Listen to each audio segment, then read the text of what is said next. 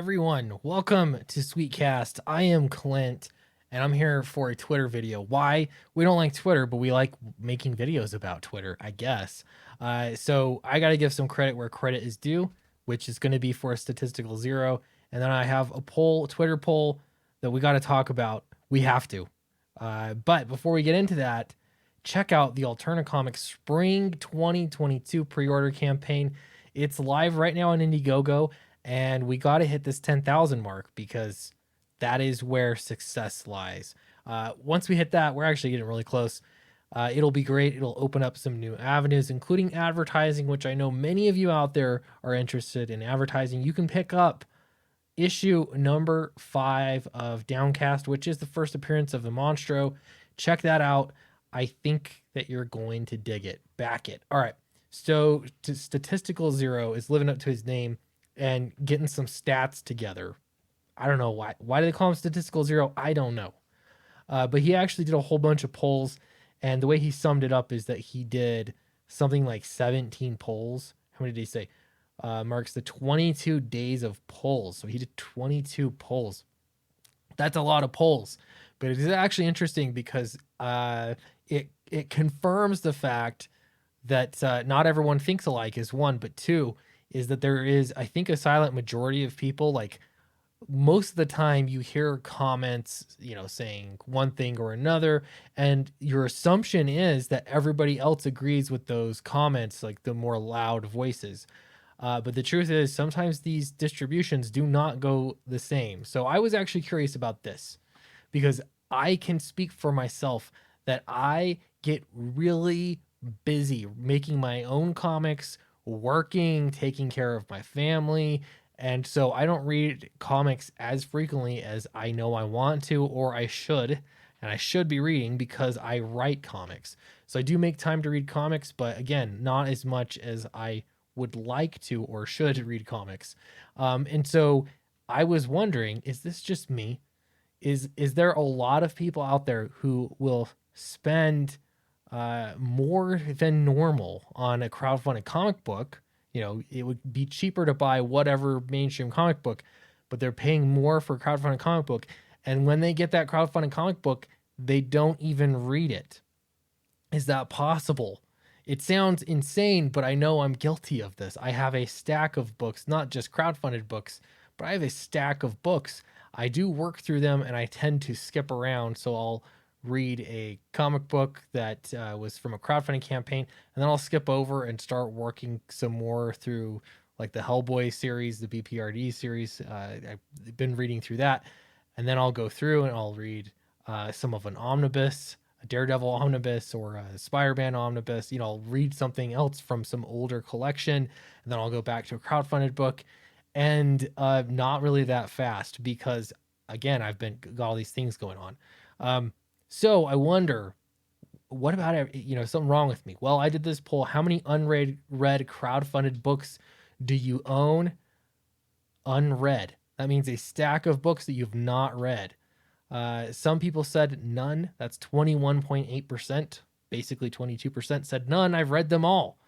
And I've got to point out that I read them all. And that did not go unnoticed in the comment section. So we're going to look at that as well. My bad. But those are people that read everything. 22.5% have fewer than 3 books they haven't read yet. Crowdfunded comic books that they've spent more money on and they've waited, probably a long time for. They've read fewer than 3. 26.8%. That's even more. The number's going up. They have more than 3 that they haven't read. And the last category is more than 10, which is technically the highest category. Now there's still 17 hours left in the poll, but 142 people voted. There's so much interaction on these polls. It's kind of amazing. More than 10 books that they have not read. They bought from crowdfunding campaigns and they're just sitting somewhere on a shelf. Maybe they flipped through it and they enjoyed the artwork for whatever reason. But what this tells me is probably a few things. One is that it's fun to back books. It is hard. People are, difficult. It's difficult to actually sit down and read books where you're backing so many crowdfunded books that they pile up. And I feel like I'm in that category, though I know with some concerted effort, I could get through every single book. that I have backed and have in my possession. Let's look at some of the comments here. First, we have one from Doug Ernst. He said, if a book shows up at my house months or years late, then I'm not going to rush to give that creator my time reading his work. I've thrown some books right in the trash when they got to my doorstep because I was so annoyed. I don't know that I have thrown any away yet. Um, I think there, for me, for sure, there have been books that I've gotten, and I might not hold a grudge or anything about a really late book, but the excitement is gone. It's just been so long. I don't feel excited about reading it anymore. That's disappointing. So it gets pushed back lower on the list. That's one good point. Here's someone with pictures still sitting on these from Christmas. There are 3 books here. These are crowdfunded books. Interesting. Beatles, Sig Sauer, and Expendables. And I'm also guilty of that. I'm like, oh yeah, I do have the Expendables book. I haven't read it yet. What's wrong with me? And I do want to read that book, but I just have so many books I want to read. So there's one.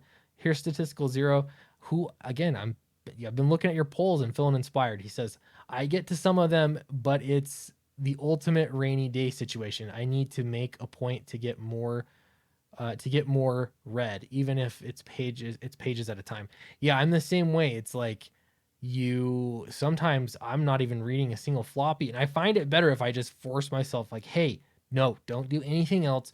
Just read that 22-page floppy that you backed. It's not going to take you that long. But in much of the time, it's like, oh, I'll read it later. I'll read 2 pages here, 2 pages there. That's not a very good reading experience. Next one is, I hit none and then remembered all the PDFs in my download folder. Oh, that could be another one. You forget about those. Next reply is, more than 3, but less than 10. I'd have read them all by now, but I don't get much time to myself because of being a full-time parent to my kids. I hear that. That takes up a lot of time. Read them immediately and multiple times. Jeff Stout, salute to you. That's the way that it should be. And again, I think, man, I should do that. If I open the book and I read it right away, it's such a more fun experience. I remember Long Harbor was one of those books I got in the mail. I was busy making grape juice, and I had some time to sit there, so I just read it all in one sitting. Between me, we're juicing grape juice, and it was fun. I enjoyed it. Next one, I still haven't read Doug TeNaples' book. Which one? I want to know. One novel about 3 rule books for games. Wow, I slaughtered that. 3 rule books. So again, these are just crowdfunded books. You could get them from anywhere. Just the She Omnibus, and I'm working on it now. He's working on the She Omnibus. Very cool. I've read them. I've readied them all. This is Steve Dye, editor, correcting me because I kind of messed up. I can at least attest that Downcast is better editing than this poll question. Sorry, not sorry, shrug. You're not wrong. You're not wrong. Here's a question. Define books, actual books or the stories. I've been guilty of ordering 2 and keeping one sealed a couple times.